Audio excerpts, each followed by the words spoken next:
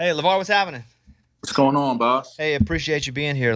Were you covering the draft all weekend? Not all weekend, just day one, first round. Okay, we're here with Lavar Arrington.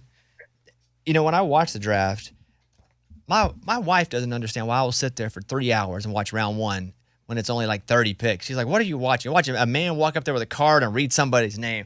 Lavar, can you tell me why it's so interesting to watch the draft? Because I'm in. I mean, I was in, and you couldn't peel me away from it. I mean, I got to be honest. I tend to side with your wife a little bit, Bobby.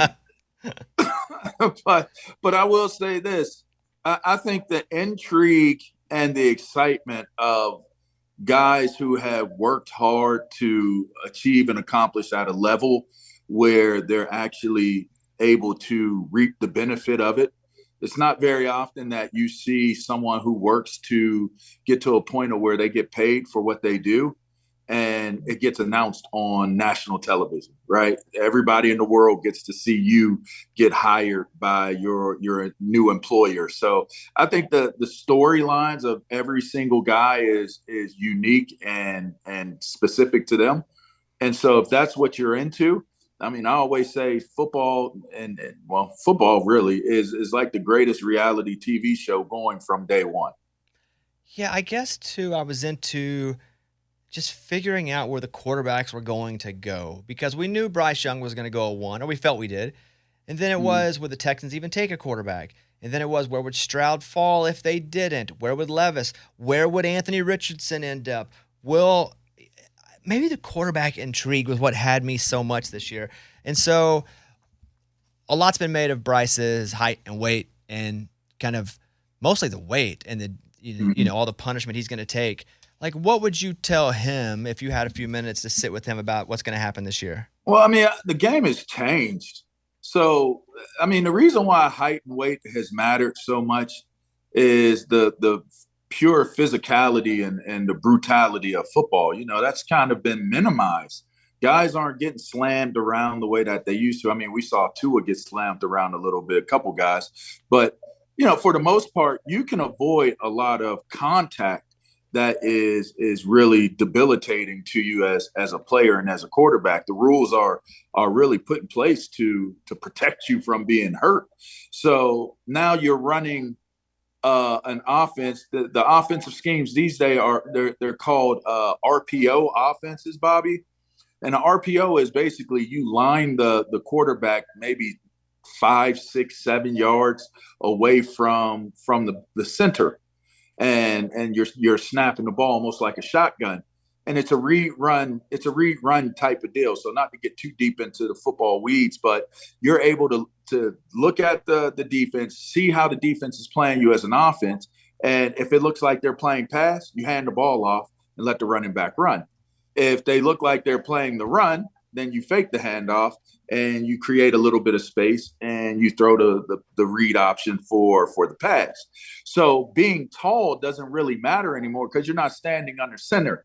If I'm 5'10" and I'm standing under a guy that's 6'4", and then my guards are 6'5" and my tackles are 6'6", that's a bunch of mountains in front of you, some trees you can't see.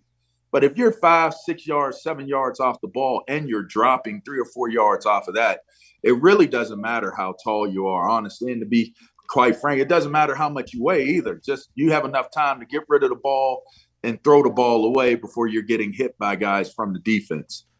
As far as RPOs go, very familiar because I'm quite the Madden player, Lavar. That's right. I run Nice. I run Run, RPOs all the time. pass, That's right. option. Option. That's There you it. go. I'm Madden. My guy. That's right. So okay, let me throw this at you. Being a former linebacker, would it be advantageous to a small quarterback because the linebacker maybe can't see him as well? We're worried about the quarterback not being able to see over the line, but what about the Mm-hmm. other way? What about the linebackers trying to find that small quarterback? Is there anything to that? I think the reads still remain the same. I think you study the tendencies of a team as a linebacker. We have keys. So I read through the center, the guard, to the backs, and the quarterback. So whatever those guards are doing, if you see a guard pull back, then you're going to get a read that basically takes you to the ball, or it's going to be a pass. All right, if a lineman pulls back and doesn't go forward or to the side, you're having a situation where it's probably going to be a pass. If they go side or come forward, it's either a quick pass or it's a run. It's either a quarterback keeper or it's a handoff of some sort, or it's a screenplay. It's going to be quick. The ball's going to come out quick. So as a linebacker, our keys still remain the same in terms of how we read the offense. Were there ever such obvious tells by watching tape that you knew even before the play started because they didn't self-scout themselves? And you're like, oh, for sure, I know this play. I've seen it 70. Was it ever that easy where you could just go, well, he's lined up here and he's this direction, go get it? Have you ever watched my college highlights? At Penn State, I've seen like a YouTube greatest hits, but that doesn't count because it's like you were a man amongst boys. It looked like there more so than you predicting plays. That's film study. That's film study. When you're leaping over lines and hurdling, guys that are trying to block you, that's because you've studied them so much and you found that tendency and you've locked in on a tendency. If a guy drops his head, his shoulders following, that means he's trying to chop block you. So you can leapfrog him. You make yourself look really good on stuff that you do and look real cool on the film and the footage that goes to like all of the sports outlets. You know what I mean, Bobby? So yeah, you absolutely can study not only what the team's personality is as to what they do in downs and distances, but you can also study the players themselves, specifically in terms of what it is that they're going to do. So absolutely, that's both sides. You got to self-scout defensively by position. You got to do it offensively as well. I'm assuming that Bryce Young and C.J. Stroud start when the season starts, both for Carolina and for the Texans. As far as Will Levis goes, obviously, which is where we are in Tennessee, we got a quarterback that's got 1 year left on his deal. Yeah. And Anthony Richardson going to the Colts. Do you think Anthony Richardson starts right away in Indianapolis? But who else do they have? You know what? Do they have Minshew there? I don't even. I would have to look.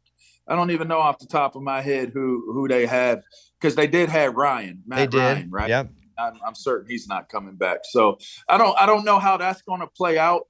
I would assume that if Anthony Richardson can learn the offense and can acclimate and integrate into the locker room quickly enough, that he will have an opportunity to be a starter for the Colts.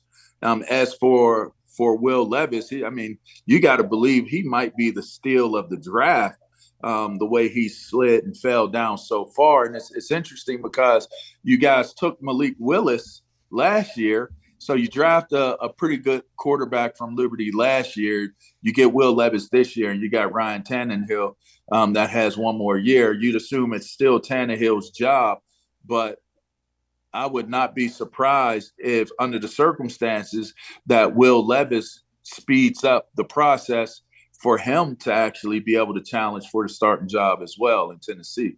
What do you make of the reports coming out that Will Levis bombed his interviews with teams? Like, how exactly can you bomb an interview? You hear mixed things. There was, I guess, the reports that a lot of people weren't in love with Will Levis coming out of the interviews and different things like that. Why that is, I don't know. I really don't. I would find it very difficult to turn somebody off in an interview, right? Like, at this point, you've done everything you've needed to do.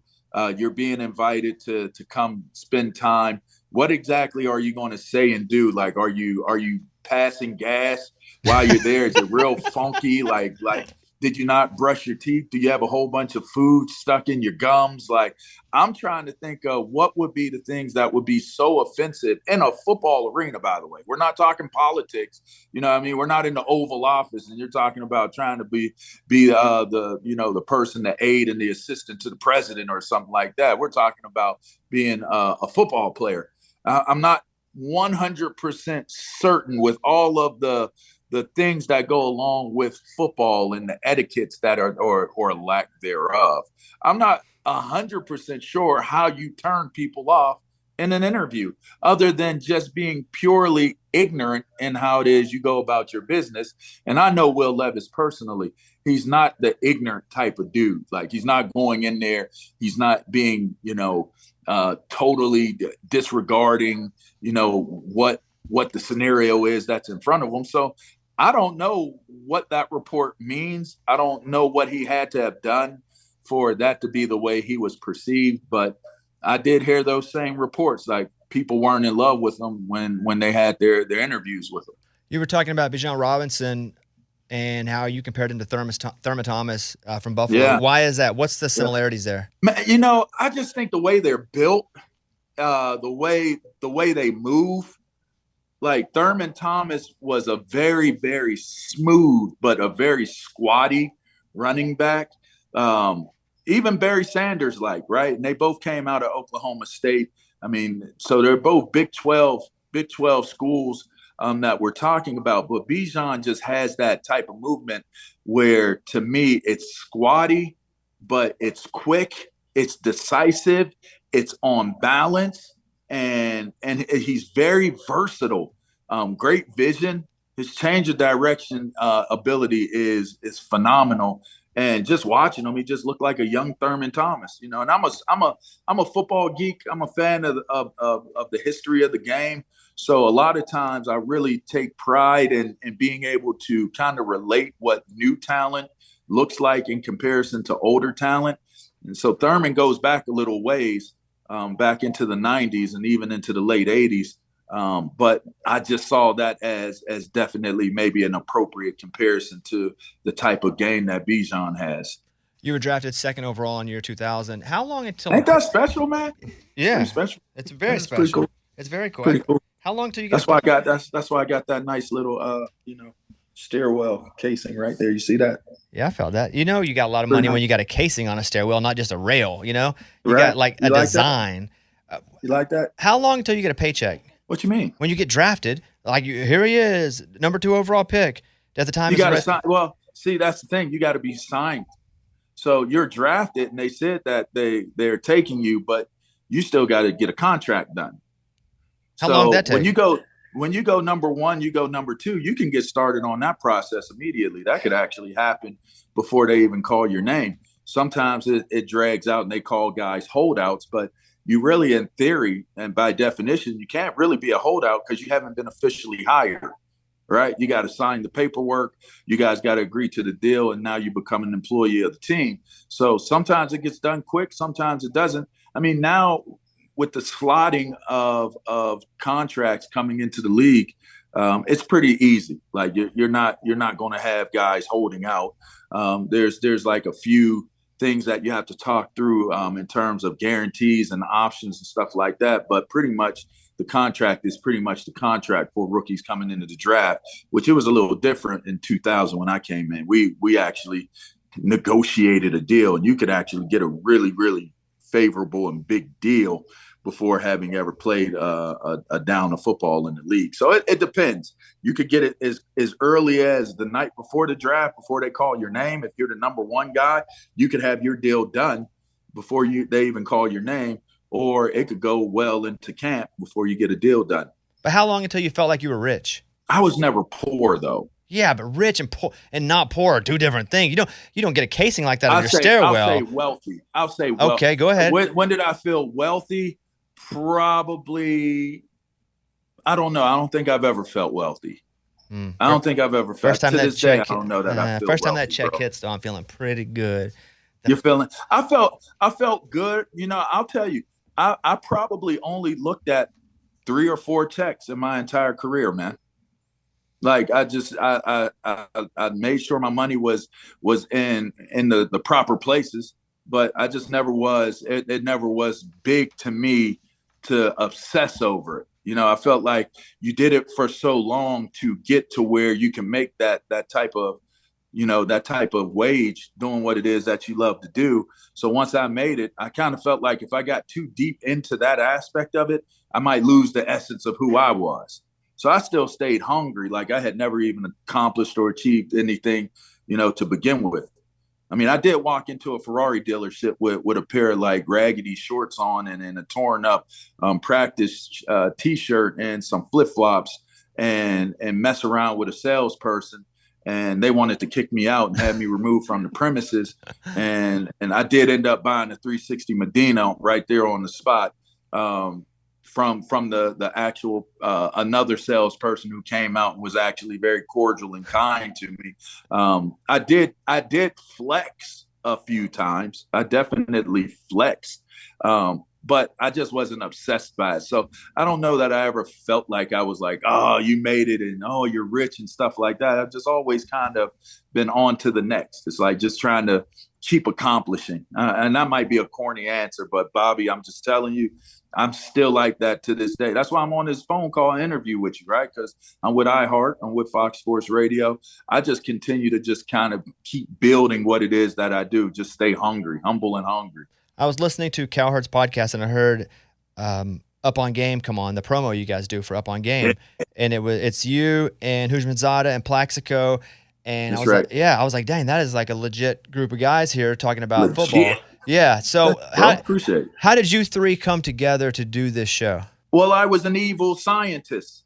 Receivers are the most touched, special individuals that you'll ever meet that play football.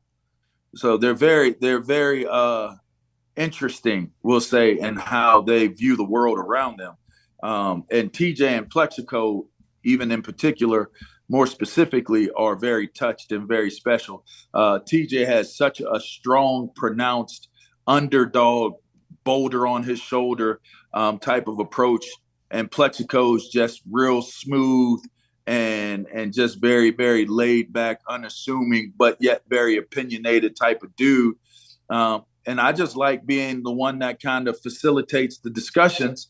As a linebacker, I like to create and instigate like we did in the locker rooms and sit back and see what color the wall is going to be. Once you throw something out there and you get it started, you get it popping, then you start to realize that, you hear a lot of cool things being tossed around in terms of what it would sound like if you were sitting in the locker room listening to a conversation take place. You guys can check out Lavar's podcast network. It's also called Up on Game. They have close to 15 shows. You can subscribe. Just go search for Up on Game on the iHeartRadio app or wherever you get your podcasts. Final question, Lavar. Who was the quarterback that you hated being lined up across from? Because he was also reading you as much as you were reading him, if not more. Quarterback that I didn't like the most, that I hated the most. And not personally, but you knew you also couldn't fall into your tendencies because if he sees you do this, he's going to know exactly where you're going. Peyton Manning, dopest quarterback ever to me. What separated him? His IQ, simple. He was like a cyborg, half man, half machine, man, half computer, half like artificial intelligence, like just a cyborg type dude, And you could tell he was analyzing. There, do that, adjust, red alert, like real computer like, man. Like Peyton Manning was the dude. Listen, you guys go subscribe to Up on Game and you can see all the shows. Check out the show Up on Game. And then also, Two Pros and a Cup of Joe. It sounds like you're always giving your opinion on something. Like you are in the opinion game now. You're on every show. You got like 17 shows you're doing here. So congratulations. Hey, Bobby Bones, appreciate it, man. I appreciate the plug. I appreciate you having me on, man. Lavar, good to talk to you, buddy. Hopefully I'll see you soon. Pleasure. Sounds good, man. Appreciate you. Bye-bye.